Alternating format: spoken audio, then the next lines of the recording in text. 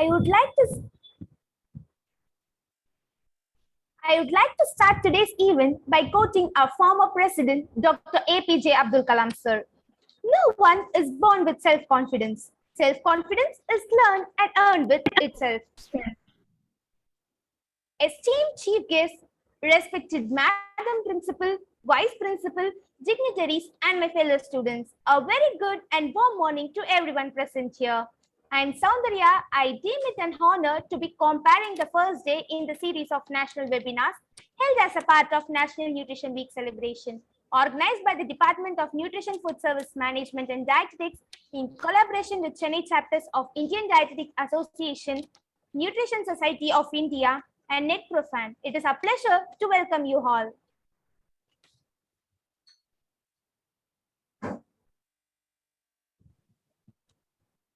It is a mark of undying tradition to invoke the blessings of our Almighty at the beginning of an important event. As George Herbert rightly pointed, prayer should be the key of the day and lock of the night.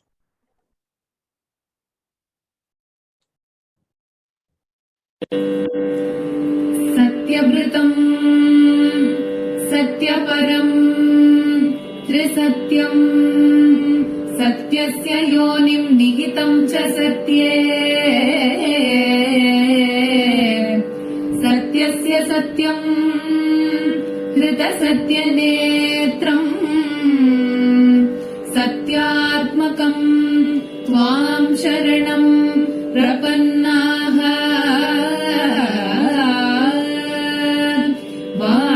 गुणानुकतने श्रवणौ कथायां हस्तौ च कर्मसु मनस्तव पादयोनः स्मृत्यां शिरस्तव निवास जगत्प्रणामे दृष्टि सदा दर्शनेषु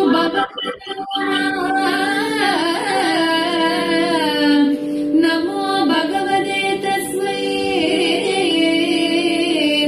कृष्णायाद्भुतकर्मणे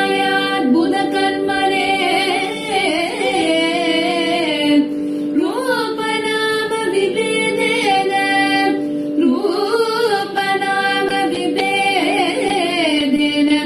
जगत्क्रीडति यो यतः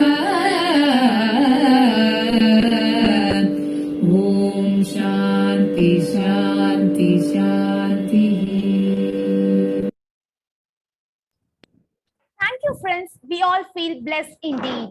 A principal is that the leader who principles her students and leads by example. I request our revered Madam Principal, a seasoned scholar and navigator of this flagship of knowledge, to deliver the presidential address. Thank you and happy morning to all of you. Every year, National Nutrition Week is celebrated during the first week of September. The theme for this year is Feeding Smart Right from Start. To build a healthier India, the Government of India is taking all possible steps to improve nutrition for all. Our Honorable Prime Minister has said, I quote, "Proper nutrition is vital to build a prosperous nation. Let us reach out to people across the country and spread awareness on eradicating malnutrition," unquote. The Sustainable Development Goals include no poverty, zero hunger, good health, and well-being. And all of us are trying to do our level best to reach these goals. Starting from early and exclusive breastfeeding for 6 months to 2 years, increasing food consistency and variety to children, to babies, introduction of nutritionally adequate foods, fruits and vegetables, nutritious snacks, eating food at right intervals, and as children grow up, giving space for children or adults while eating together. Parents have to be a good role model to raise healthy children. The Department of Home Science, NFSMD, has arranged a national webinar series with renowned resource persons to address on balanced food, first 1,000 days of a child from fat to fit, holistic health for women, nutrition in infection, which I'm sure will benefit all. Their ideas and views on nutrition should be taken seriously by all, and it should be also followed by all to live a better life. I would also like to emphasize that we should keep nutrition in our mind, and it is not only during this nutrition week we come out with a lot of programs and invite resource persons and do it. It should be an annual affair, and we have to hear from experienced nutritionists to have a better idea about how we have to lead a healthier life. So I congratulate the department for having thought about it. And each year, our college looks forward to what the department is going to do for the Nutrition Week. And I'm sure this is going to have a wider reach among students and everybody, and will help us to lead a healthy, happy life. Thank you.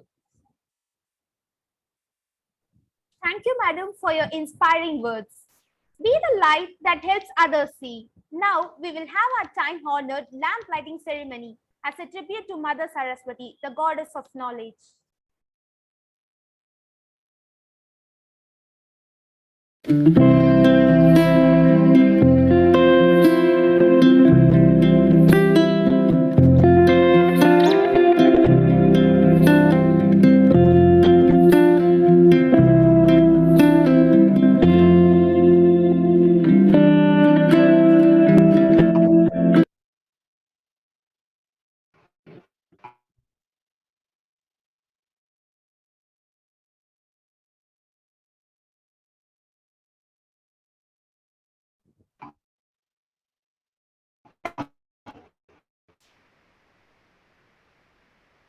I would like to invite Ms. Sarah Priscilla A.S., Head Department of Nutrition, Food Service Management and Dietetics, to formally welcome the gathering.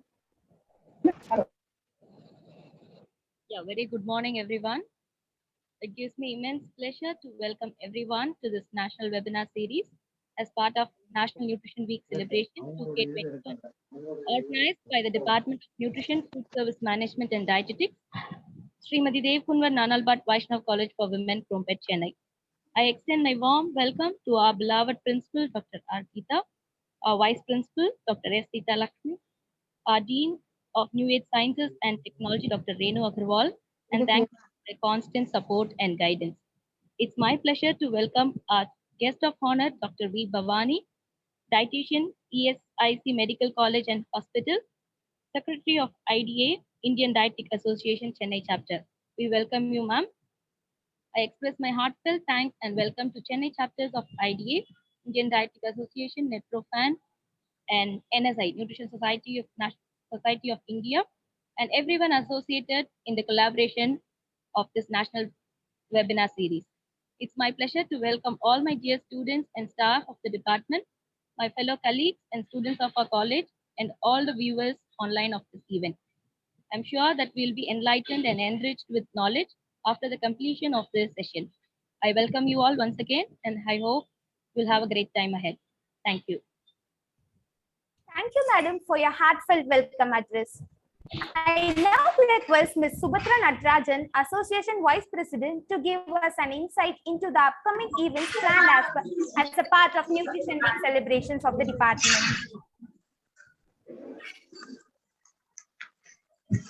A very good and warm morning to everyone. Nutrition is a science or practice of consuming and utilizing food. A balanced diet is important for good health and well-being. So, to make people aware of nutrition and its importance in our lives and to correct the problem of malnutrition, National Nutrition Week is celebrated every year with a theme from 1st September to 7th of September. And the theme for 2021 is Feeding Smart Right from Start. With this note, it's my pleasure to present the preview of National Nutrition Week celebration 2K21. Please mark your calendar. For day one, our eminent speaker is Dr. V. Bhavani, dietitian, ESIC Medical College and Hospital, Union Ministry of Labor and Employment, Government of India, Secretary, IDA Chennai chapter. As the awareness about nutrition and good food has been increasing this pandemic, Dr. Bhavani Madam will bring a brief insight on the topic nutrition management in COVID-19. On 2nd September, Ms. Devunya Demima, Assistant Professor Isabella Thornburn College, Lucknow, Uttar Pradesh, will enlighten us with the importance of balanced food. On 3rd September, Ms. Deepa Lakshmi, clinical nutritionist, Sri Ramachandra Hospital, Chennai, will brief on the topic nutrition and infection. Ms. Yasmin Abubakar will be our eloquent speaker on 4th September, who is a former UAE licensed nutritionist, home science teacher, the Central School, Dubai, United Arab Emirates. Ma'am will emphasize on the topic first 1,000 days of a child. On the 6th September, Ms. Katpagavalli, lifestyle coach, ISSA, certified sports nutritionist Chennai, will value the session from fat to fit. The National Nutrition Week will be concluded on 7th September with celebrations valedictory address by Mr. Arun and Arvind, motivational speaker and cast directors, founder at Twin Hearts Entertainment, followed by a wonderful session on holistic health for women by Ms. Grace Priya Abraham, clinical nutritionist, Carefit Clinic, Bangalore. I'm sure the National Nutrition Week will provide a good illuminating knowledge on the importance of feeding smart right from start. Thank you. Thank you, madam, for the intriguing preview. I wish to cite our beloved father of the nation. Live as if you were to die tomorrow. Learn as if you were to live forever. It is one such occasion that we get opportunities to widen our knowledge and go further in the pursuit of learning. And now, without any further delay, let us proceed to the most anticipated session of the day. I now request Ms. Tanushree to introduce our speaker of the day. A very good morning to one and all present here. Today, our guest of honor is a person with dynamic personality. She is the General Secretary and a representative of Registered Dietitian in the Indian Dietetics Association, Chennai chapter. Ma'am is also a member of Board of Studies in the University of Madras. I am talking about none other than the diligent and multifaceted Dr. V. Bhavani. Ma'am is currently working as a dietitian in the ESIC Medical College and Hospital, Union Ministry of Labour and Employment, Government of India. She has also held reputed position in the Indian Dietetics Association, Chennai chapter between 2011 to 2018. Ma'am is a member of various reputed national organizations associated with nutrition. Dr. Bhavani has earned an undergraduate degree in Nutrition, Food Service Management and Dietetics from Anna Adarsh College, Portman. It gives me an immense pleasure to tell you all that ma'am is a university rank holder at the post-graduation level, which she completed from Etiraj College for Women. She had finished a registered dietitian internship at Madras Medical College and Government General Hospital. Having received a doctoral degree from Bardiyar University, Coimbatore, ma'am is specialized in food and nutrition. Dr. Bhavani has conferred the award of Best Public Health Nutrition in India by the Indian Association for Parental and Maternal Nutrition, which added a feather in her cap. She has organized and participated in numerous awareness programs, national and international conferences and workshops based on nutritional education. She has several publications to her credits. Ma'am is a disseminator of nutrition knowledge through television and print media as well. It is an honor to have you today in our midst, ma'am. I wish to extend a warm welcome to you on behalf of our Department of Food Service Management and Dietetics.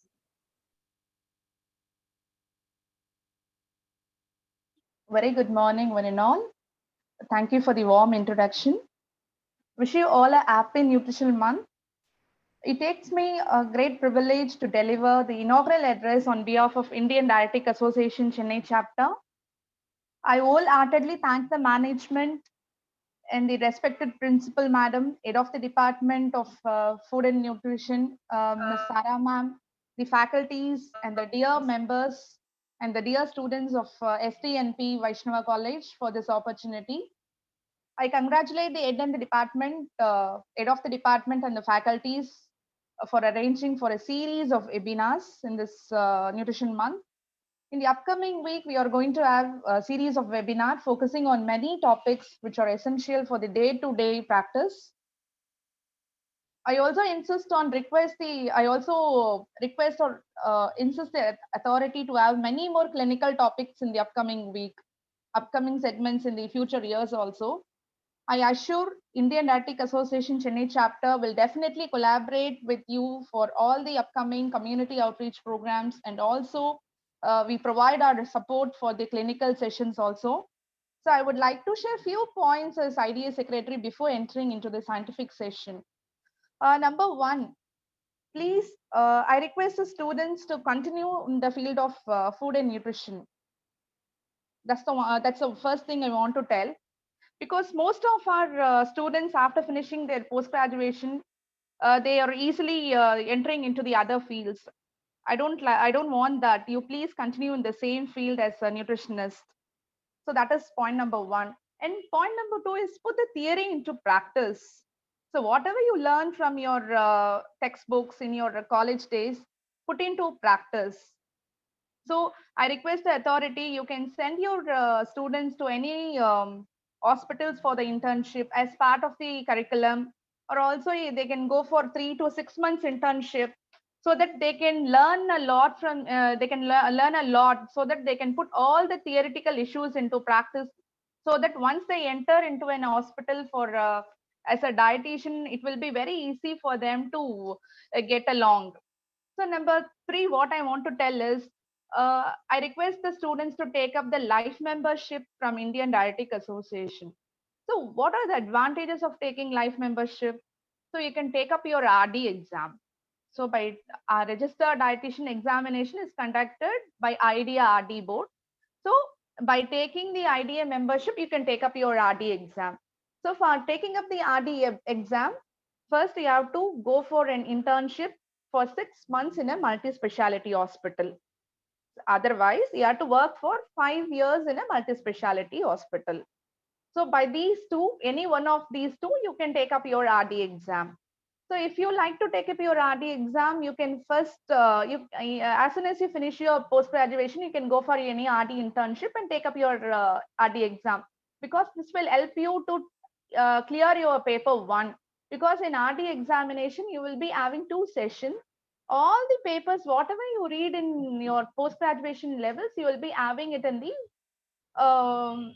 RD examination. That is from right from physiology, microbiology, biochemistry, food and nutrition, clinical, therapeutic nutrition, community nutrition, everything, each and every paper, whatever you studied in your post graduation will be there in the RD exam. So if you go for the internship, as soon as you complete your post graduation, that will help you to clear your physiology and microbiology. So you can do that. And the next is in the job wise, I can tell. See, there are umpteen number of opportunities are there waiting for you. So if you take up government, you can go for both. You can take up all the government examination, which is conducted by UPSC in central level and TNPSC by state level. So as soon as you finish your post graduation, write all the government exams. You can write. So from writing the exams, you will gain knowledge what type of questions they are asking, what is their aim, so you can get to know everything. So you can take up the government exams, you can just write, nothing wrong in that. So government is one of the option. Number two, you can go for corporate hospitals also. Nowadays most of the corporate hospitals are asking for dietitians. Even a 50 bedded hospital is also asking for a nutritionist or a dietitian. So you can go for a corporate hospital, you can select government jobs, corporate jobs, you can go as a freelancer. If you are interested in research, you can do nutrition research also. As a researcher, you can do that. So all these can be done. So there are many options waiting for you, that is both in government level as well as in the corporate level. And one thing I want to insist is read, read, read. See, the one finishing your PG is not you're done with your nutrition. That's just the starting point. You must read throughout your life. The nutrition is a science which is getting which is what to say, which is growing by day.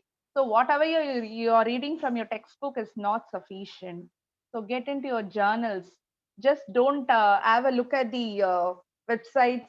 that is the unrelevant websites or which is not authenticated. Get the information from the proper guidelines, proper proper journals. There are many journals are there. So if you want to take up any content, you go to the journal and pick up the points. Don't just read the articles which is not relevant to any of the scientific publications. So that I want to insist you all. And then please do not follow any myths. So there are the food and myths are always interrelated. So please do not follow any myths. Just if somebody is asking you, for example, if you are going to work in an hospital, don't think it's so easy, because people will ask so many questions. They will ask so many silly questions and simple questions. You may feel it's so easy, I can answer, but that is not the way. See, there are certain questions you can't answer. So the main thing is you must convince them. So convince them with scientific evidence. Whatever you talk, the talk of a nutritionist should be a scientific based topic, and it should not be in the air, just like you're talking like a layperson. So whatever you talk, it should have some scientific evidence. So based on that, you must convince or counsel your patient. Patiently, you must counsel the patient. Whatever they ask, with the scientific proof, you can tell them, answer them, you can counsel them. So that's more important, because in this trendy day, everyone has some gadgets, and they are very easily access to many contents in the websites, and they ask too many questions. So you must be very well prepared before counseling them. So you must be updated. So you always upgrade and update yourself before looking into your patients. So that is all the points, certain few tips I want to tell you all. And the other important thing is document. So see, as soon as you finish your college, if you want to get into an hospital setup, there are certain protocols. So document whatever you counsel them. For example, if you are meeting a diabetic patient, or if you are meeting a weight reduction patient, if your patient wants to reduce their weight, just don't give them a chart and just finish off the counseling. Ask him to bring his notebook or a case sheet. Just document these many calories I have offered him, these many grams of protein I've offered him, I've done these assessments. And assessment is a very, very important tool before you start up with the counseling or treating your patient, because nutrition is a science which involve in both prevention as well as in the intervention aspect, in the treatment aspect. So in both in prevention as well as in the treatment part, the first step is the diagnosis or the assessment. So uh, any layperson can tell anything, but as a nutritionist, as a medic, what you must do is assess that patient. See, we all from same fraternity. When we go to some function, or when we go to some relatives house or somewhere, definitely people will ask us some tip on nutrition. They will ask how to reduce weight, how to reduce my sugar levels. These are the common questions which are asked by our relatives. Just like that, they will ask. Definitely, I think most of us would have faced this issue. But what you must tell, just like that, even you should not tell the answer. Please cut down the sugar, take chapati. This is not the answer you must tell. Just sit, ask them all their assessment. See, you must maintain your dignity. You must maintain the dignity of your subjects. Just like that, you cannot go and answer them. See, I'm not telling, please don't tell them. I'm not telling in that way. But when you when you want to counsel your nears and dears, just like that, in an informal way, anyway, wherever you ask them the basic, you will start with the nutritional assessment. You must know their nutritional status. So ask them, what is your weight, what is your height, then calculate their BMI. Just ask their food frequency, ask their 3-day dietary record. At least basically you must know what he or she is eating, what he or she is skipping. You must know all the basic biochemical parameters. Then only they will come to know that you people are, like you are perfect professional, behave like a professionals. So that for that reason I'm telling.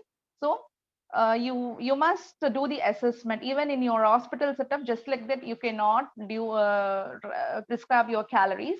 Ask them, take their height, weight. If possible, you can use the calibers. You can use the mid-arm circumference, and etc. All those calibers can be assessed. There are various many tools in the nutritional assessment. We have SGS tools, we have MUST, we have MST. There are many relevant nutritional tools are used. So you can use all those new nutrition tools and then come to a conclusion whether the person needs how many calories, and then you can go ahead with the treatment part. So the first step is nutritional assessment. A proper nutritionist must do a nutritional assessment, and then only he or she can go ahead with the nutritional intervention program. So this makes you a perfect or a this makes you a professional person. So this is what I want to tell in this time.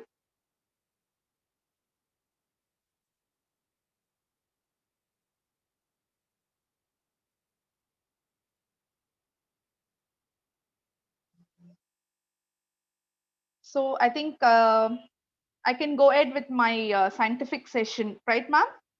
Yes, ma'am. Yes, ma'am. Or if the kids having any issues in the any other issues regarding IDA or membership, they can ask me now. Anything? Well, shall we keep it till the end of the session, ma'am? Okay, okay, anything, okay. So, Please share ma'am screen, ma'am. PPT, please. ma'am, I couldn't able to share. I think you can share it, ma'am. I've Yes, already ma'am. mailed you. Yeah. Manjupriya will be sharing, ma'am. Yes.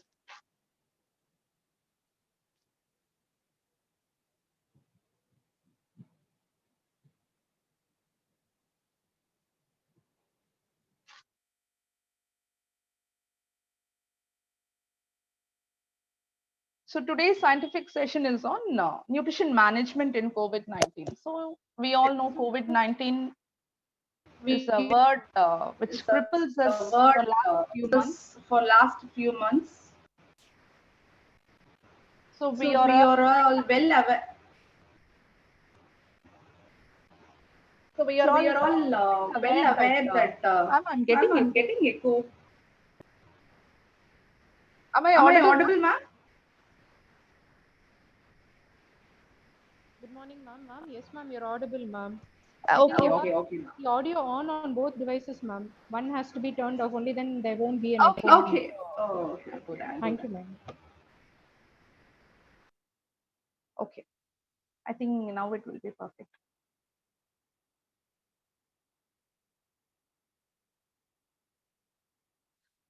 So, Ma'am, or a few minutes, ma'am. Shall we start with the session, ma'am? Meanwhile, we'll start sharing screen, ma'am. okay, okay, ma'am. Thank you, ma'am.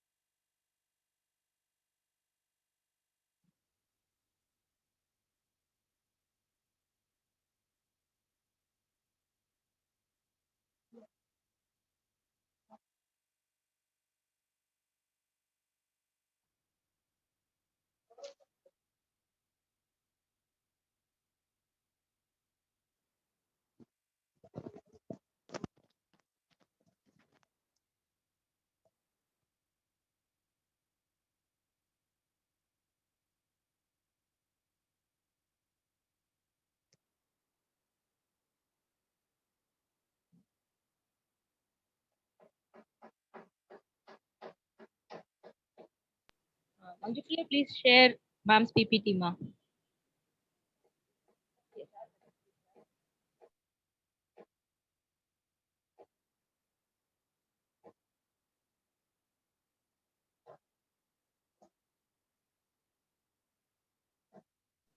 Ma'am, is that okay? Could you see, ma'am? Yes, ma'am. Yes, ma'am. Yes, ma'am. Yes, ma'am. We can move to the first slide, ma'am. First slide, please. Yes. Yes. So we all know COVID-19 is really a great challenge to the human community. Almost like more than a year, almost like 1.5 years, we are used to the word COVID-19. And this COVID-19 totally crippled the whole world and shattered everything. So we are all almost like isolated now because of the single word COVID-19. So we all very much know that COVID-19 is a virus which was started in Wuhan, China, and uh, later got spread across the world. So the main symptoms of COVID-19 are cough, cold, fever, finally ends up in respiratory failure, and sometimes also multi-organ failure is also very common. So the two things we can do is we can prevent as well as we can treat. So the way of prevention is wearing mask, keeping social distance, and then we can vaccinate, and we can use sanitizer or soaps for hand washing. So by all these methods we can prevent. Unfortunately, if a patient got affected with COVID-19, what to do? There are two therapies. One is medical treatment and next is medical nutrition therapy. So by medical treatment and nutrition therapy, we can save the patients. So as a nutritionist, we must concentrate on medical nutrition therapy because nutrition plays a major role in both prevention as well as treatment of many diseases, and even in case of COVID also it plays a very major role, because mostly COVID-19 is affected due to lack of immunity. But by improving your immunity, definitely we can prevent the condition. So how can you improve your immunity? Definitely through a diet, proper balanced diet. So as a nutritionist, our role is to follow this proper balanced diet, and we must spread this awareness across the community. So World Health Organization states that viral infections are one of the world's greatest public health challenges. So next slide, ma. Next slide. Yes. So there is a lot of connection between nutrition and immunity. So each and every cell in the body requires energy and nutrients. So how do we get this energy and nutrients? From two sources we get. One is from exogenous sources and next is from endogenous sources. Exogenous sources are through our diet, what we eat, what food we eat, what nutrients we eat. That is through the exogenous sources. And what is endogenous sources? Endogenous sources or whatever presence in your body, that is the body stores, are considered as endogenous sources. So every cell in the body requires nutrients for their development and their proper function, and especially this immune cells requires proper balanced nutrients for the effective function of the immune cells. What happens if the proper nutrients are not there in the immune cells? Definitely the work of the performance of the immune cells go down, which makes the immune system weaken, and we are more prone to infections. Thus the nutrition body is the great one of EJCN, European Journal of Clinical Nutrition, says that without adequate nutrition, the immune system is clearly deprived of components needed to generate an effective immune response. And WHO 2020 also says that good nutrition is crucial for health, particularly in terms when the immune system might need to fight back. So these two great medical and nutrition body says our nutrition is very important for the immune system. So by providing a proper nutrition, we could strengthen our immune system. Thereby, we can prevent many viral diseases, not only COVID. We can prevent many communicable diseases. We can also prevent many non-communicable diseases. Next slide, Ma. Next slide, please. Yes. So as I already said, so before entering into a nutrition counseling or nutrition intervention, we will start with a nutritional assessment. So the nutrition care process basically has 4 steps. So number 1 is nutritional assessment. Number 2 is nutrition diagnosis. Number 3 is nutrition intervention. And number 4 is monitoring or re-evaluation. What is nutrition assessment? Whatever, we have 4 basic assessment methods we commonly use: ABCD methods: anthropometric, biochemical, clinical, and dietary. In anthropometric, we all know it's all height, weight, BMI, waist circumference, hip circumference, waist to hip ratio, and all your mid upper arm circumference. All such kind of calibers are used in case of anthropometric. And biochemical is absolutely lab values. And clinical is clinical examination, whatever deficiency an individual has. By viewing, we can able to find the clinical symptoms. The manifestations could be find out, and we can correlate with the deficiencies. And the dietary assessment. Dietary assessment, we commonly use 3-day dietary record and food frequency questionnaire. So all these are generally used in all the patients. But is it possible for us to go to the COVID patient and do all these 4 assessments? Definitely not. It is not at all possible.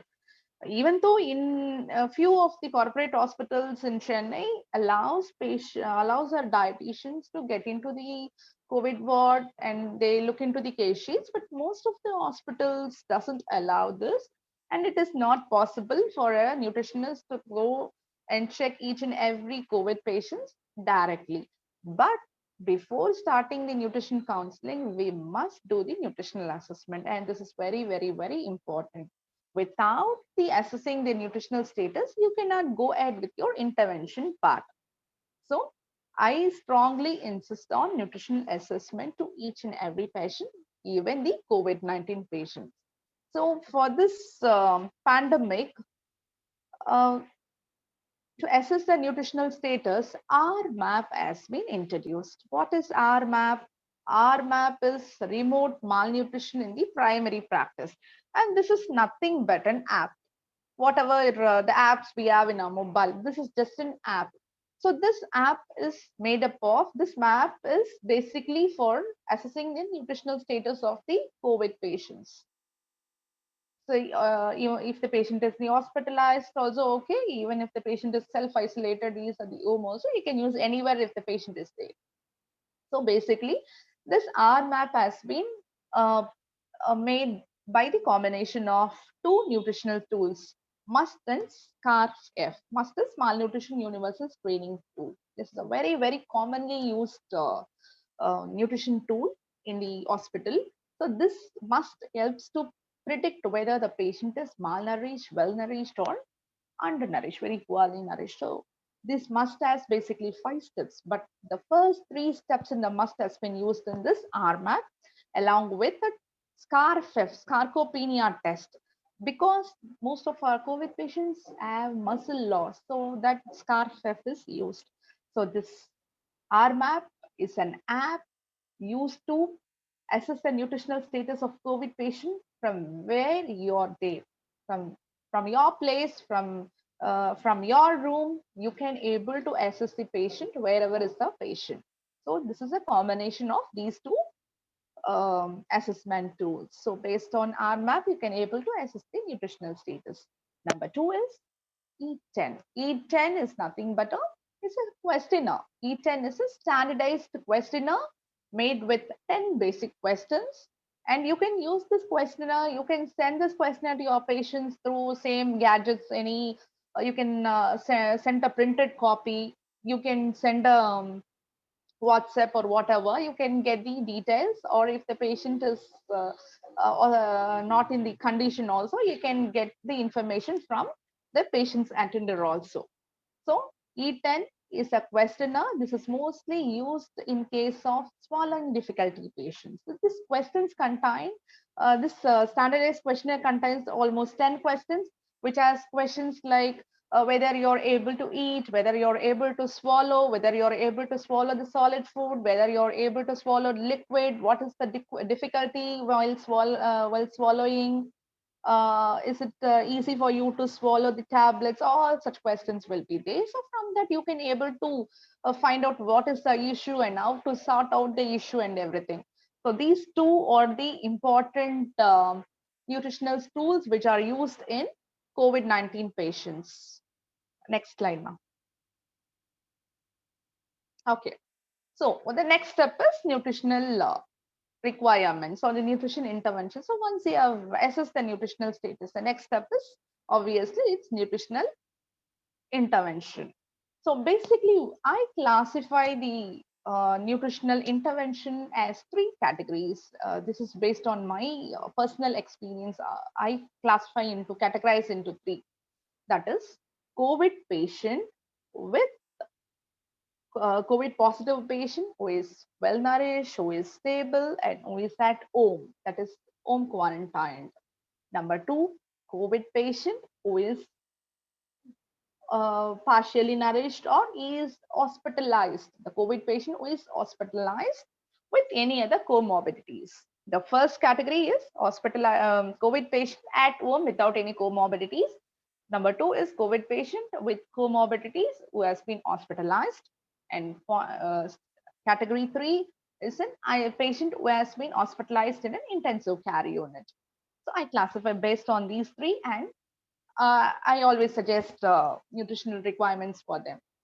If the patient is at home, no issue at all. If he is able to eat properly, swallow properly, no diarrhea, no vomiting, no other gastrointestinal problems, his appetite is normal, he's swallowing, he has no swallowing difficulty, then well and good, no need for any restriction, except he has to maintain the food hygiene. Basically, he must wash his hands, then he must follow the basic food hygiene practices. That is more than enough for those patients. But even though for them also, it should be a proper balanced diet with a proper protein, proper vitamin, mineral, everything. But there is no specific restriction in the dietary pattern. That is for the COVID patients or at home, they are self-quarantined. Number two, the COVID patient who are hospitalized or who has some comorbidities. Because actually the fact is most of the COVID patient has got some comorbidities. So whether they have they are diabetic, they are hypertensive, they may have cardiovascular problem, they may have renal problem, they may have CA or any kind of comorbidities. They have comorbidities. So almost like more than 50% of I could say more than 60% of them have some kind of comorbidities. So you must check. That's what I'm telling. When you assess their nutritional status, if you see their biochemical level, you definitely know what are their parameters, what are the comorbidities they have, how is their blood sugar level, how is their urea creatinine level, how is their LFT, everything you could come to know. So based on all the parameters, based on their comorbidities, you must plan a diet for them. So it should be a customized, tailor-made diet based on the condition. So you must give them a balanced diet with proper protein, proper vitamin, mineral, everything. But also other side, the comorbidities also to be considered.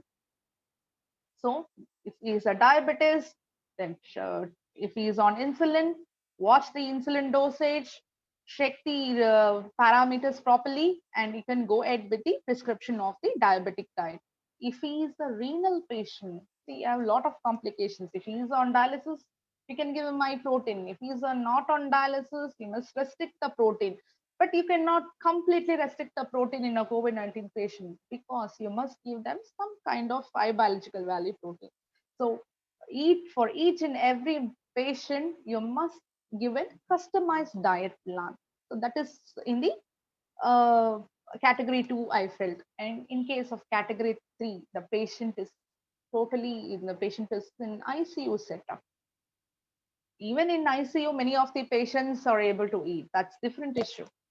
If he's able to eat, no problem. If he's not on ventilator, if he just if he's in ICU setup, if he's able to eat, you can give him soft solid.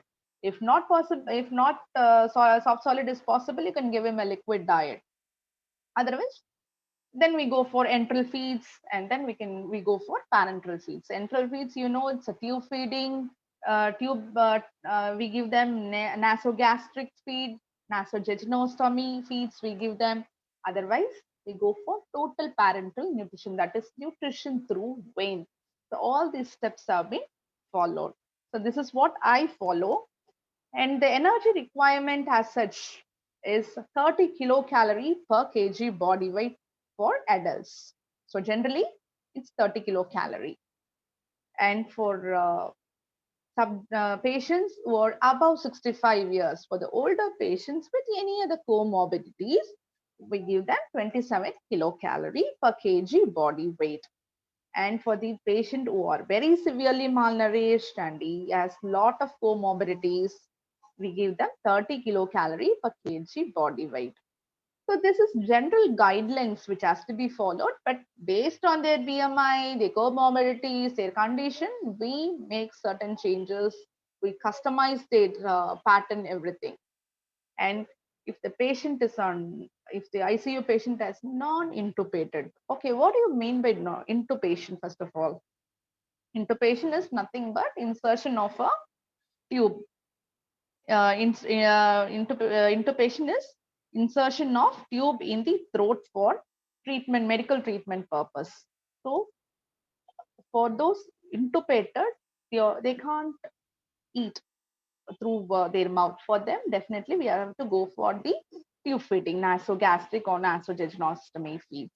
But in case of non-intubated ICU patients, if the patient is on NIV and he is not on ventilator, and non-intubated patient, we give them ONS, oral nutrition supplements. If the patient is on liquid diet, we cannot rely on kanji and milk and soup. That's the thing I want to tell you. So generally what we follow, if it is a liquid diet, we always write it's kanji, it's milk, soup, elanir, etc. But do we meet the energy requirements and protein requirements? Definitely not. We actually, there is a guideline, we can go for almost like 60% can be ONS, that is the scientific more formula, and 40% can be based formulas like milk, kanji, etc. But I absolutely believe even 100% also we can go for ONS, no issue at all if the patient is able to afford for the ONS. Because by providing the scientific based formulas, definitely we could meet their energy and the other nutrient requirements also. And we have many scientific disease specific formulas. There is a difference between, here I want to insist the difference between the health drink and the formula feeds. I mean, health drink and the nutritional supplements, there is a lot of difference. Health drink, it what we drink, what we get from the grocery shops, but that doesn't require any prescription from doctors or dietitian. Anyone can go buy and drink it. But in case of scientific formula or oral nutrition supplement, it should be prescribed either by the dietitian or by the doctor, and it is disease specific. It has certain formulas. I mean, it has certain composition. 1 scoop, 6 scoops in 150 ml. We have certain formulas. It has to be followed. So that's a difference between scientific formula supplements and the L drink. And L drink should not be given through tube feeding. So that should be documented here.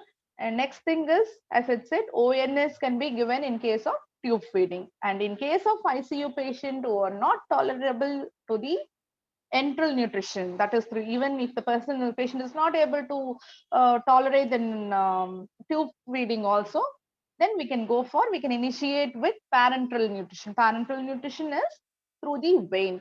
So we have 2 types of parenteral nutrition, that is peripheral parenteral nutrition and total parenteral nutrition. So based on the condition, we can go with. Next slide. So coming to the protein, so the prescription is 1 gram of protein per kg body weight per day. That is more than enough for us. No need to go for 100 grams of protein. Generally, what people think COVID means it's an high protein diet. We must go for 100 grams, 120 grams. Not at all necessary. Just meet your requirement. That's more than enough. But we Indians never meet our requirements for protein. In foreign countries, they take a lot of non-vegetarian food sources. Definitely, they will meet. But in our case, we never meet our protein requirements. Almost we meet only 60 to 70% of our protein requirement, because in only 1 or maximum in 2 meal we take protein food. That too not a complete food. We take just 2 or 3 teaspoons of proteins. So we never meet our protein. So in case of COVID, 1 gram of protein per kg body weight is more than enough. You can go for high biological value protein. In case of intubated patient, we give them 1.3 grams per kg body weight. And generally, we can go for all dals, sundals, roasted Bengal grams. They can have milk products, curd, whey proteins, everything. In case of high protein liquids, they can have milk, dal water, whey water, nuts milkshake, and we have, as I already said, there are disease specific nutritional supplements which also can be used. Next, and you can have egg white is the best source. So you can have 2 egg whites. You can prescribe your patient with 2 egg whites daily, then 3 times the milk. This is all very simple tips you can follow to your patients. Like they can have 3 times of milk, 1 time curd, 2 egg whites, 1 time sundal, and 1 handful of roasted Bengal gram. So by this, definitely they will come to meet around 50% of the 50 to 60% of the protein requirement. Next slide, please. So fat to carbohydrate ratio. So it's a normal, I don't say it's a low fat. If the patient is having any cardiovascular difficulties, then you can go for a very low fat. Otherwise, it's a normal fat and normal carbohydrate. But in case of respiratory deficiency, in case of any, if the patient is on ventilation, definitely we go with low carbs. Otherwise, it's 30 to 70 ratio we follow. Next. And carbohydrate should be in case of a normal patient. If the patient is not on ICU, if the patient is very normal, go for a complex carbohydrate diet. Don't go for simple sugars. In case you want to gain your weight and other reasons, people will go for simple carbs. And moreover, simple carb foods are very tasty. That's a different issue. But don't go for simple carbs. Go for complex carbohydrate diets. Go take your whole grains, take whole nuts, take the legumes. You can have milk and such things. Don't go for simple sugar, processed foods, preserved foods. And in case of fat, completely avoid trans fatty acids, avoid saturated fatty acids, go for MUFA, PUFA, MUFA, etc. Next slide, please. Yes. So there are many factors which affects the immunity. In the aspect of food, I should say. So sugar, high sugar and sodium, definitely there are many studies which shows that sugar and sodium, high sugar and high sodium affects the immunity level. So according to World Health Organization, an individual must take only less than 5% of the total energy from the sugars. Even ADA, American Diabetes Association, also recommend. American Diabetes Association recommends 10% of sugar, less than 10% of simple sugars from the total calories can be taken by a diabetes, but we never prescribe that. We don't follow that. We don't want that, because if we say a patient, you can take a teaspoon of sugar. If you tell our diabetic patient, okay, you can take a teaspoon of sugar, what he will do? See, the dietitian doesn't know. He's telling me to take 1 teaspoon of sugar. Or what he will do, he'll take in the other side. Oh, the dietitian had told me to 5 teaspoons, so I can take more than that also. I think that won't harm my sugar levels. So Even though the guideline says you can take 10% by IDA and your 5% by WHO, you tell your diabetic patient completely avoid sugar. No sugar means it's no sugar. Nil sugar na nil da. You cannot go ahead with a pinch of sugar, quarter teaspoon sugar, half a teaspoon sugar, 1 teaspoon sugar. Doesn't makes the issue. So if it is no means it's strictly no only. So according to WHO, WHO recommends less than 5% of the total energy from sugar, and this is for a non-diabetic patient. If for non-diabetic patient, you can use this, not for a diabetic patient. And next is the sodium. Sodium is less than 5 grams of salt per day. So it should be a less than 5 grams. So you can use a normal salt in your food. You can, while preparing salt, preparing food, you can sprinkle salt and you can use the normal salt. This is for, I'm talking about the non-renal patients or non-liver patient, non-cirrhotic and non-renal I'm talking about, not for cirrhotic and renal. So in case of normal individuals, you can give them normal salt.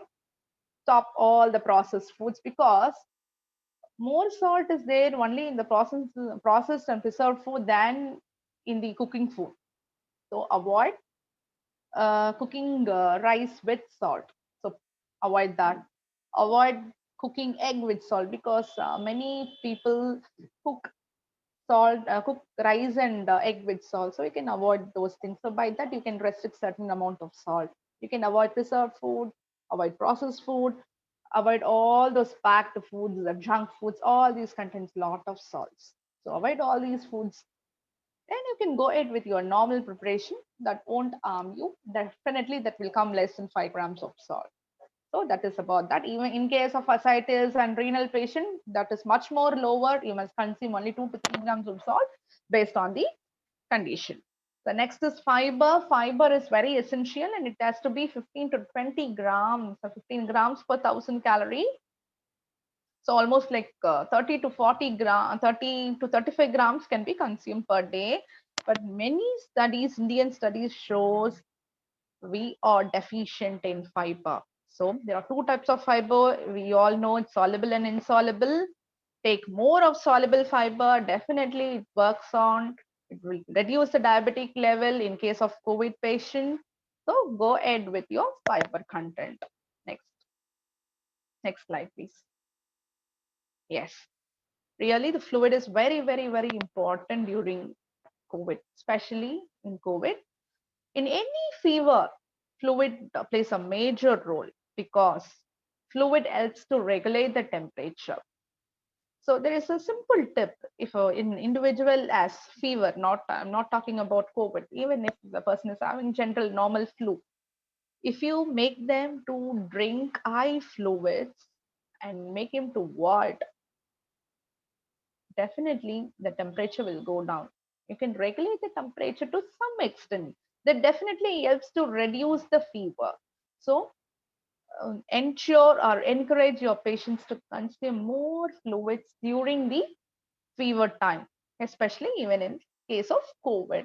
So proper hydration helps to reduce the nasal irritation when coughing, sneezing, and helps you in easy breathing also. And you can consume the fluids as buttermilk, clear soups, tender coconut water, rice water, barley water, dal water, whey water, fresh juice without sugar, lemon juice with pinch of salt and pepper, herbal tea. And I always use panagam to my patients. Panagam, I think you all know, it's a traditional South Indian liquid. We offer it in the puja. So this panagam is made up of water, then jaggery and drop of lemon. So this is an excellent fluid, I should say. This helps to maintain your both electrolyte and water balance, because jaggery has potassium, sodium. It helps to maintain the sodium and electrolyte balance, and you can use this in case of diarrhea also. So it's very easy for, you can give to the kids, because since it is sweet, they like the taste, they will drink it. So you can easily maintain their fluid balance in such cases. And you must avoid all the carbonated and caffeinated beverages whenever there is fever, especially in case of COVID, because All these carbonated and caffeinated beverages will increase the urine output. It acts as a diuretic, and it regulate your body fluids, everything. And you can make your patient sip hot water regularly, which helps to soothe the throat. Next slide. So fluid is very, very important. So in generally, you can prescribe till 3 to 3.5 liters also you can prescribe. Then vitamin A. So vitamin A is an anti-infective vitamin because it helps to act against the infection, basically the diarrheal infection. So children, there are many studies which shows that children who are lack or deficient in vitamin A are more prone to diarrheal infections. So this helps to act against many viral infections like measles, then pneumonia, HIV, and also malaria. Next. So you all know the sources of vitamin A. You can go for all the yellow and green vegetables and fruits for getting the ample amount of vitamin A. Next slide, please. So in case of COVID, three nutrients plays a major role, and these three nutrients acted as stars. The three nutrients are vitamin C, zinc, and vitamin D. So most of our public, they started taking vitamin C supplement, zinc supplement, and they also started with vitamin D. So all these three played a major role in preventive aspect to improve the immunity, and also helps in the treatment aspect. So vitamin C, as you say, slide, vitamin C, it acts as an antioxidant. It helps in boosting your immunity. It increases the platelet count. So it's a reason why we give them in dengue. In case of dengue, we always suggest our patients to consume lot of vitamin C rich foods like oranges, amla, lemon, etc. because it improves your platelet count, it improves your immunity, and helps to recover you very faster. So vitamin C has lot in immune boosting purpose. So these are the number of studies which shows how vitamin C is so effective. So generally, our RDA is around 60 and 85, 65 and 80, 65 for female and 80 for male. But here in the studies, they have increased their dosage, and they have made the trial. See here in one of the trial, in 18 control clinical trial with more than 2,000 patients, they correlated the length of stay in ICU. So all these three trials shows that when you supplement the patient with vitamin C, the hospital length of stay is reduced. But the thing is, in one of the trial, they have given 1 to 3 grams, which is bit higher. But normally we take only 60 milligram and 65 milligram in female and 80 milligram in male. So all these trials, all these clinical trials have been carried out only in 2020 after COVID has started. These all were conducted among the COVID patients, and these shows that consumption of vitamin C supplementation helps to reduce the length of stay in ICU patients. So you don't go for these many grams, 1 to 3 grams. Please don't try 1 gram, 3 grams and all. But take the adequate RDA vitamin C, that is more than enough. So you can tell your patients, you can tell your nears and dears to take guava and amla daily. Okay, they can take 1 amla per day, which provides excellent amount of vitamin C. That's more than enough. So you can have lime juice, very simpler. Don't go for costly, expensive things. Just go for amla, then take lime juice. They can have bell peppers. So all this can boost your vitamin C content. Next slide, please. Next slide, please. Yes, vitamin E. So we all know vitamin E is very important for your skin. Okay? It acts as an antiviral and antioxidant property. So by antioxidant property, what happens is indirectly, how it helps our COVID patient is It helps to reduce our sugar levels, helps to reduce the cholesterol levels and everything, so that your treatment part will be very easy if the patient is affected in COVID. If the patient has COVID, yes, comorbidity like diabetic and hypertension and any other cardiovascular disease, this vitamin E acts as an antioxidant, and it definitely helps to give a good result indirectly. So this protects the immune cells, that's more important, and it acts against the respiratory infections. And this is this is known to impair both humoral and cellular immunity. Next slide, please. So vitamin D, as I said, this is one of the star nutrient during this COVID-19.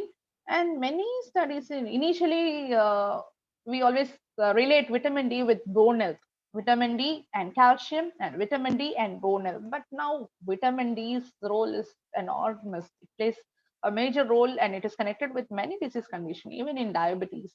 So many recent studies show that a proper serum levels of vitamin D is associated with reduce sugar levels, or in other hand, if the vitamin D levels are found to be very low, in those patients the sugar levels are found to be high. So vitamin D status is a good vitamin D status helps to reduce your sugar levels also. And in this case of COVID, vitamin D stops the production of pro-inflammatory cytokines and increase the production of anti-inflammatory cytokines. So what is cytokines? Cytokines are smaller proteins. Okay, there are many types of cytokines, and this pro-inflammatory cytokines is an harmful one, and this anti-inflammatory cytokines are good one. In simpler words, we can say. So by consuming this vitamin D, the pro-inflammatory cytokines are reduced and anti-inflammatory cytokines are increased. So you can take vitamin D, but you cannot take vitamin D daily, but instead you can have, with the prescription of your doctor, you can take the vitamin D weekly once for 1.5 months to 2 months you can take. Depends upon your serum vitamin D level condition, your doctor will prescribe. You cannot just like that, you cannot go and take vitamin D. And then in general, vitamin D is protective for all the respiratory infections. So one of the study done in Belgium shows that low vitamin D is reported in COVID-19 patients compared to non-COVID patients. So nice. See, in patients those are having good, low vitamin D levels, they are way more prone to COVID-19. In other words, it means. In Indonesia, low vitamin D levels are associated with higher odds of death. So what they say, please maintain a serum, proper serum vitamin D levels. So this helps to improve your, it helps in recovery rate. It improves your recovery rate in COVID-19, and it prevents the death rate also. So vitamin D helps to reduce the death rate. Vitamin D helps to increase your recovery rate. So what are the natural sources of vitamin D? Absolutely, sunlight. Next, apart from sunlight, so sunlight also, the recent study shows that you must go and stand in the sun between 11 and 3 o'clock. Initially, they used to say at 6 o'clock in the early morning. Now what they say is 11 o'clock, between 11 and 3 o'clock, 3 p.m. And next thing is you can have egg whites, egg yellow yolk. If you're not prone to cardiovascular problem, if your cholesterol is normal, egg yolk is a good option. So all these are, and then all the sunflower oils, all the fish oils, all the fish oils can be consumed. So there is also one more study in USA states that lower COVID-19 and high mortality rates. That's the reason. Next slide, please. So zinc. So zinc is next very, very, very important nutrient, because generally zinc has lot of functions. So one is mainly it helps in growth and development. Second, it acts as a catalyst in many biochemical reactions. It acts as a catalyst, so it helps in facilitating many reactions, biochemical reaction. That's number 2. Number 3, it helps in your skin improvement. It helps in appetite, improve your appetite, your taste, So when the person is prone to zinc deficiency, he loses his taste, smell, everything will gone. Even in COVID, the same issue is seen. Even in COVID, one of the symptoms is loss of taste, loss of smell, everything. Both same issues. Loss of taste, loss of smell is there. So these are the certain functions of zinc, and the very important function of zinc is it improves your immune system. The body requires zinc to develop and activate the T lymphocytes. Lymphocytes is one of the type of lymphocytes produced in the lymph gland, which is a part of your immune system. So many studies have shown that our people doesn't, it doesn't meet the requirement. So 50% of the population or the samples take less zinc. This study was actually done by me. This was done among the college group kids only, college group students. I found that more than 50% of my samples, I have taken almost like 1,000 samples, almost 50% of them were deficient in zinc. So then how can we improve our immunity if you're lacking the zinc? So the right time, consume the zinc rich foods. How to increase the zinc? You can have all your oil, nuts, oil seeds. If you're non-vegetarian, you can go for all crabs, shallots, prawns, etc. All the shellfish can be consumed. If you're a vegetarian, go for flax seeds, nuts, oil seeds, whole legumes, etc. So all these can be consumed. In every hospital, zinc supplement is very must in COVID condition. So zinc may possess a protective effect on preventing and adjuvant therapy. That's what I have said. So even in prevention, if you take sufficient zinc, you can boost your immune system and you can prevent COVID-19. And even in COVID patients, they are giving zinc as a therapy, because in many hospitals, zinc is definitely, doctors are prescribing zinc supplements for our COVID patients because it helps to improve your mucus clearance. It reduces the inflammation and prevent the ventilator induced lung injury, because most of our COVID patients, or if patients are on ventilation, this enhance the lung injury. This ventilation itself makes some lung injury. So by taking the zinc, this ventilator induced lung injury is prevented. And the combination of zinc and pyrethioin at low concentration also stop the replication of SARS coronavirus. So this pyrethioin is a form of zinc. Like how do we have like ferrous sulfate? It's one of the form of zinc is zinc pyrethioin, which has both antifungal and antibacterial activity.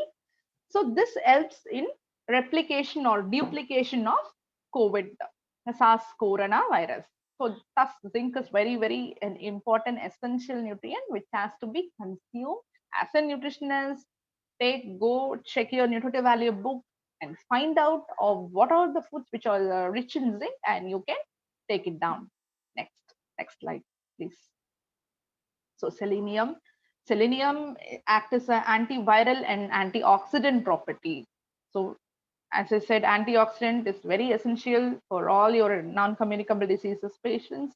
And the selenium plays a major role in two kinds of viral diseases. One is HIV, and already in one is COVID and next is HIV. In COVID, in last few months, there are many studies going on with selenium, but there are umpteen number of studies which shows that selenium plays a major role in the recovery of HIV patients. So for all the HIV patients, selenium is prescribed. How we prescribe zinc for COVID-19? Selenium is prescribed for the HIV patients. So the recovery rate of COVID-19 was triple in patients with normal selenium status. So this is very important. So this shows how important selenium is in case of COVID-19. The recovery rate is triple the time more in case of high selenium levels or the normal selenium levels. And selenium deficiency was more severe in samples obtained from non-survivors as compared with survivors of COVID-19. So, COVID-19 patients were more prone, I mean, selenium deficiency patient were more prone to COVID-19 than the selenium sufficient individuals. So this shows selenium is very important as an immune boosting, as an antiviral agent. And selenium reduces the formation of the blood clots. This is another important study. One of the one of the complication of COVID-19 is blood clots. So this selenium reduces the formation of this blood clots. So you can also go for selenium rich foods. Next. But separately, we are not prescribing any selenium supplement, but you can look into the selenium rich foods and you can go it. Next slide, please. Iron. So iron basically as an immune function. So this helps in making the red blood cells.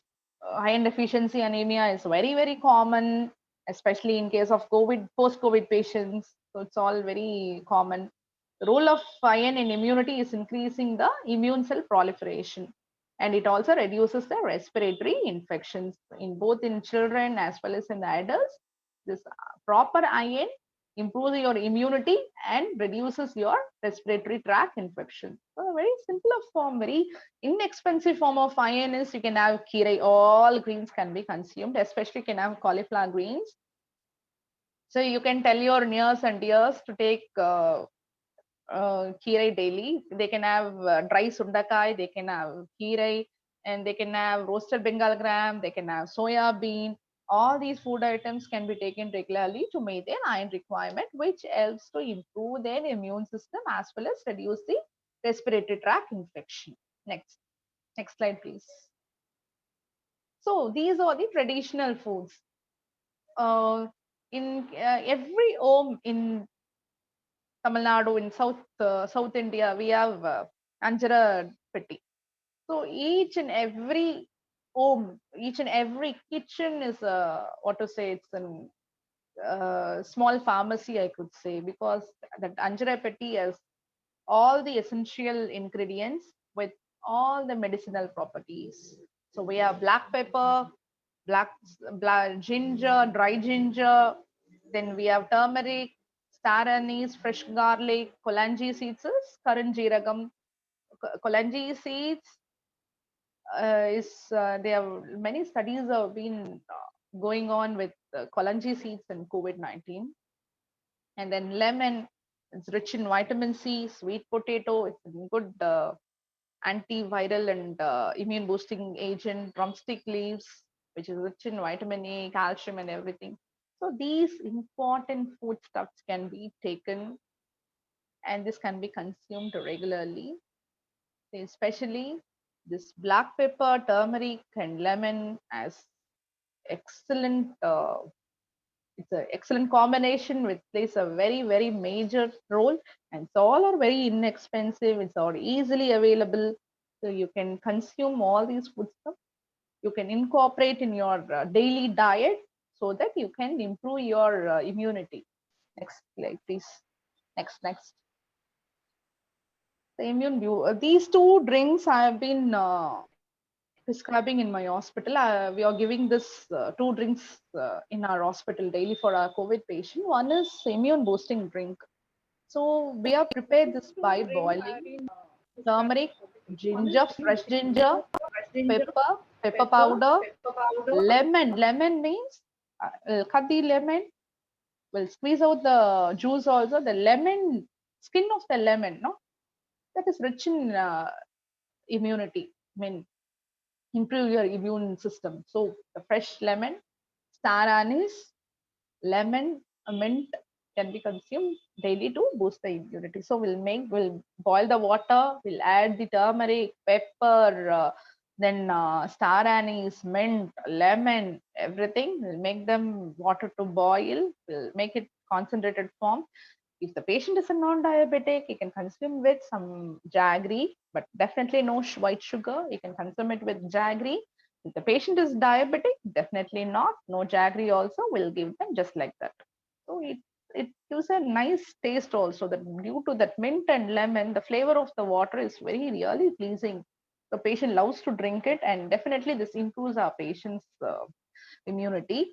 So we give them all the COVID hospitalized COVID patients in our hospital. And next is milk with pepper and turmeric, which is called as golden milk. So every night we give the patients the milk with pepper and turmeric. So you all can try this at your home. Next, please. Physical activity. See, our diet never ends without physical activity.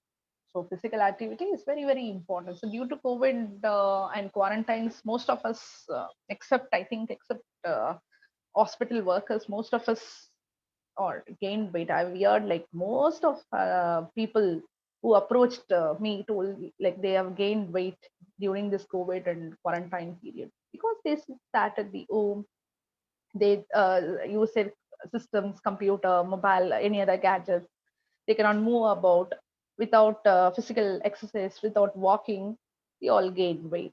So physical activity is in physical inactivity is said as fourth leading risk factor for global mortality, and this is the main cause for the non-communicable diseases, and this was said by World Health Organization.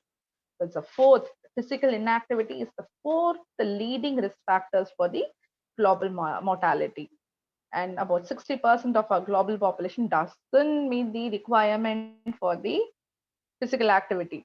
So about like 60% of our global population are inactive. They doesn't go for any kind of physical activity. So all this made to increase the chances for non-communicable diseases. And during this COVID and quarantine period, people gained a lot of weight. So at least what I always say them, see, even within your room also you can walk. There is no hard and fast rule that you should go to any ground or park or some uh, like a beach to walk. You can even inside your own room also you can walk. There is no specific rules. You can do yoga, you can do gardening. So by gardening you can do home gardening, kitchen gardening. By kitchen gardening you can, it's a two advantages. You by doing kitchen gardening you can what to say, you're reducing your weight, you're doing some kind of physical activity, and in other side you're planting some trees and you're utilizing those fresh fruits and vegetables and improving eating that and improving your immunity. So there are two advantages in doing the gardening. And then you can do aerobics at home, you can do walking in the terrace garden itself, you can do jogging. All these kind of activities can be followed, and meditation also can be done.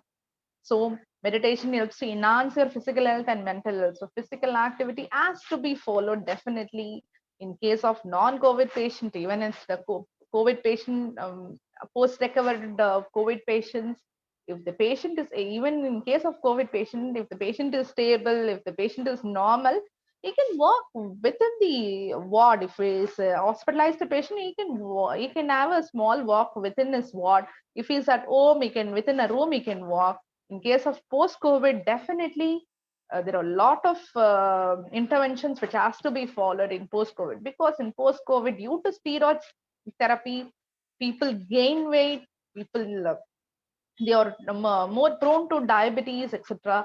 So definitely post-COVID intervention is much more important as equal to COVID treatment. So physical activity is very, very, very important during this COVID-19. And moreover, even physical activity improve your immune system. So thus, physical activity plays a major role in improving your immune system. Next slide, please. So these are the take-home messages. Consume all the colored fruits, vegetable, all yellow, green, orange vegetable, pineapple, I'm sorry, pumpkin, mango, all your papaya, your greens, all the yellow, green, orange vegetables are rich in vitamin A, C. So consume all these fruits. Avoid all the processed foods, no processed, preserved, and packed foods. All these three P's has to be avoided: preserved, packed, and processed foods. They are completely loaded with sodium, calorie, simple sugar, and trans fatty acids. So all these four should be completely avoided. So consuming these four P's foods will reduce your immunity level. Thereby you're more prone to many kind of infections, and also you're prone to non-communicable diseases. So take a pledge that you won't consume any processed, all these three P's foods. And next is regular meal time with consuming locally, freshly, seasonally available foods. See, there is always a myth which shows the costly foods are very nutritious. You must not go into that. So go for locally, freshly, and seasonally foods, and go for homemade foods. That's more important. Go for a homemade foods.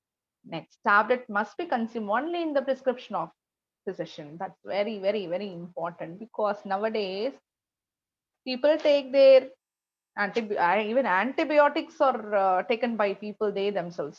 So that has to be stopped. Even in case of multivitamin tablet, go ask your doctor, go ask your dietitian whether am I required that MVT multivitamin tablet. Your dietitian will assess you, and then he or she will prescribe. So no self medication, no self dieting. Then meditation, yoga, aerobics can be practiced regularly but sufficient sleep for 7 to 8 hours per day. Definitely sleep is a real important factor. Many studies show that lack of sleep also reduce your immune level. So that's the ideal period they have mentioned, 7 to 8 hours. So at least to 7 to 8 hours you must sleep. By sleeping for 7 to 8 hours helps to improve your mental and physical health. So that will improve your immunity, that will reduce your non-communicable diseases, because many studies, the latest study shows that by sleeping for 5 hours, 6 hours and all will leads to obesity, will leads to diabetes. So sleeping for 7 to 8 hours. 7 to 8 hours means you cannot go to your bed at 3 o'clock, getting up at 11 o'clock in the morning. That's not the real fact. Go sleep early, wake up early. That's more important. Sleep for 8 hours. It should be a proper sleep. It should be a sound sleep without using any gadgets or any other things. Go before 9 o'clock, get up at 4 o'clock or 5 o'clock, sleep well. So by sleeping well, definitely you can improve your immune system. You can improve your mental status. You can improve your physical health also. Next slide, please. So I'm concluding this session that to boost the immunity in the current pandemic, follow the app, that is adequate nutrition, physical activity, and proper sleep. So I've already said adequate nutrition is a proper nutrition. In this year, I want to tell one thing. See, there are many myths and many kind of diets and has been followed now.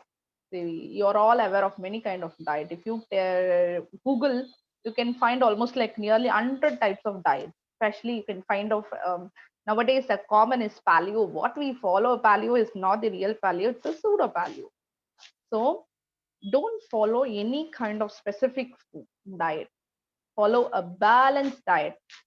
Atkins diet is similar to paleo, but Atkins is used only in case of epilepsy, when the kid is having or when an individual is affected with epileptic episodes. Only during those episodes only we give them Atkins.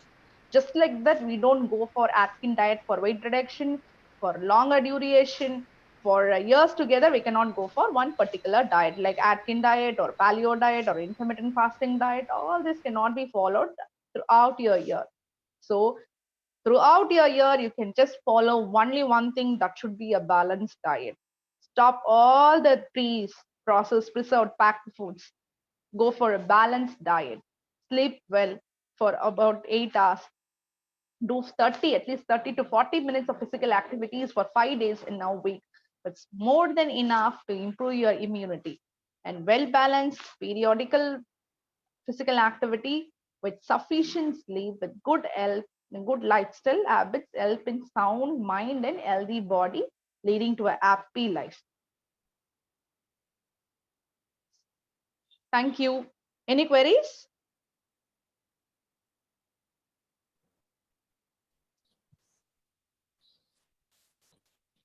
Any queries? That was an alluring speech. Thank you, madam, for sharing your expertise with us. It was really an enlightening and awakening session on nutritional management in COVID-19. I thank again for enriching us to cope up with the nutritional needs to strengthen our health during this current pandemic. Thank you, ma'am. Due to time concern, we couldn't have question and answer session. We'll keep posting, ma'am. Okay, okay. Gratitude is not only the greatest of virtues, but the parent of all others, said Cicero. We wish to express our earnest thanks to Dr. Bhavani Madam for having graciously accepted our invitation. Madam has graced today's occasion despite of a busy schedule. Thank you for sharing your wisdom with us, ma'am. It has made our day. Thank you, ma. We have some intriguing sessions lined up for the next 5 days. We request all of you to attend the program on the upcoming days at the same time. Eating good food throughout life is essential to maintain a healthy lifestyle, to prevent malnutrition and non-communicable diseases in all its forms. Ms. Divna Janima will be addressing the gathering tomorrow regarding balanced food. Gracias, everyone.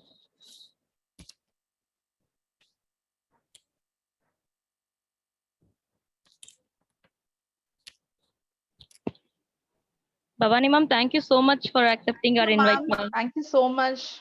Thank you so much, ma'am. Thank you, ma'am. Meet you again. Bye-bye. You, ma'am. Thank you, ma'am. Thank you, ma'am.